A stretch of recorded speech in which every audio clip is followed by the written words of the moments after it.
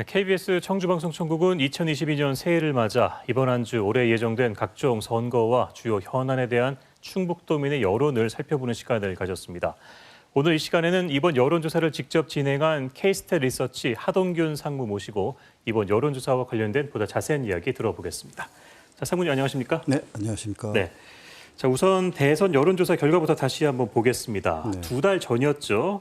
저희 KBS 청주방송총국이 의뢰했던 여론조사와 이번 조사 모두에서 오차 범위 내에서 이재명, 윤석열 두 후보가 경합을 벌였습니다.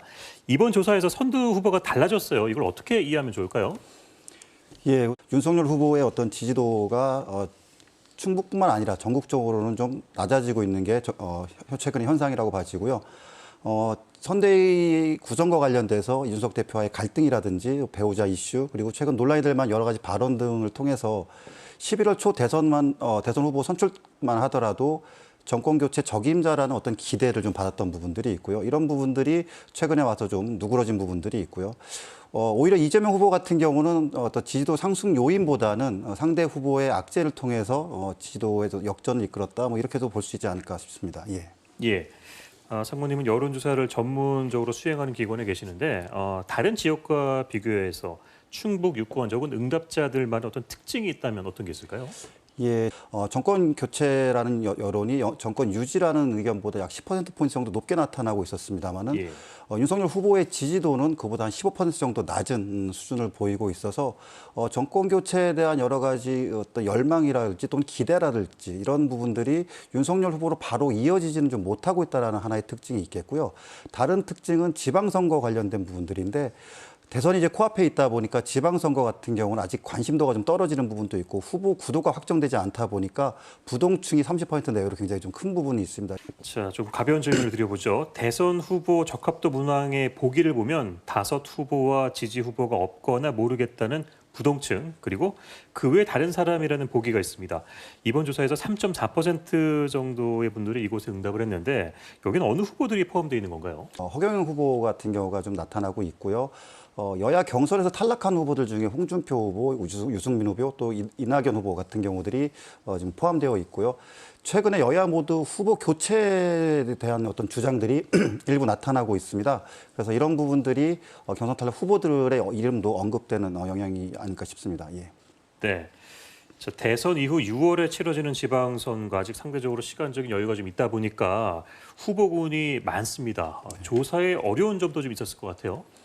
네, 대선이 좀 2달 앞으로 다가와 있다 보니까 관심이 모두 대선에 좀 쏠려 있는 부분들이 있고요. 그래서 지방선거 후보군도 좀 확정이 안 되어 있고, 그리고 실제 어느 후보가 내가 마음에 드는 후보인지를 쉽게 결정 못 내리는 부분들도 있습니다. 그러다 보니 부동층이 좀 많은 부분들이 있고, 그래서 본인이 누구를 지지할지 깊게 고민하지 않고 응답을 하다 보니 무응답이 늘어나고 하는 부분도 있어서 이런 부분이 저희가 조사하는데 어려움이 있었고요. 아마 선거일이 가까워지면 이 부분도 좀 높아지고 부동층도 좀 줄어들지 않을까 생각이 듭니다. 네. 자, 대선과 국회의원 재선거 또 지방선거 여론조사 결과를 보면 우세 후보의 소속 정당이 모두 다릅니다. 특정 정당의 상대적 우세가 보이지 않고 혼전 양상으로 보이거든요. 이런 민심 어떻게 좀 해석해 볼 수 있을까요? 대선 같은 경우는 이미 후보 구도가 확정이 됐습니다만은 개별 후보들이 가지고 있는 약점들 때문에 역대 선거에 비해서 굉장히 좀 비호감 선거라는 얘기들이 많이 있고요. 이런 부분들이 결국 정당 지지도와 후보 지지도 간으로 바로 이어지지 못하는 부분들이 있습니다. 후보들의 과거사라든지 또는 과적 관련 의혹이라든지 논란에 대한 여러 가지 발언들로 인해서 후보 지지도가 굉장히 불안정한 부분들이 있죠. 이런 부분들이 지지정당하고 이어지지 못하고 있고 사실 지지정당이라는 부분들은 진보 보수 정당이 좀 역사도 오래되었고요. 그리고 쉽게 정당을 바꾸기 어려운 본인의 정치적, 이념적 성향이라는 부분들이 있습니다. 그래서 이런 부분들이 대선 후보 지지도 간에 어떤 좀 차이가 나타나는 부분들이고요. 국회의원 재선거나 지방선거 같은 경우는 아직 각 당 후보가 확정되지 않고 있다 보니까 개인의 인지도가 지지도로 바로 연결되는 이런 현상들이 좀 나타나고 있습니다. 그러다 보니 현역 의원이나 또는 단체장 그리고 과거에 선거에 나왔던 분들 이런 분들의 지지도가 좀 높게 나타나고 있어서 후보들이 확정되고 지방선거가 좀 더 앞으로 다가온다면 정당 지지도하고 조금 더 비슷한 판세가 가까이 가지 않을까 싶습니다. 예. 이 질문도 한번 드려볼게요. 여론조사에 대해서 특정 후보나 정당에 유리하게 이른바 설계가 가능한 것 아니냐 이런 지적도 있습니다. 실제로 여론조사마다 지지도 차이가 나는 경우도 있고요. 정확한 여론조사를 위해서 어떤 노력을 기울이고 계신지 좀 설명 좀 해주세요. 예, 그 설계라는 말씀을 주셨는데 사실 조사기관에서 20년 넘게 있으면서 이런 부분들에 대해서 의혹을 받는 경우들이 간혹 있었습니다만은 경험상으로는 필요하지도 않고 하기도 어려운 부분들이 있습니다. 일반적인 여론조사 기관들은 정치 여론조사의 어떤 매출 비중이 10% 미만이고, 그리고 실제 해당 내용에 대해서 관여하고 있는 인력들이 굉장히 많기 때문에 한두 사람의 어떤 의도를 가지고 조사를 설계할 수 있는 어떤 시스템적인 구조가 아니라는 말씀을 드리고요.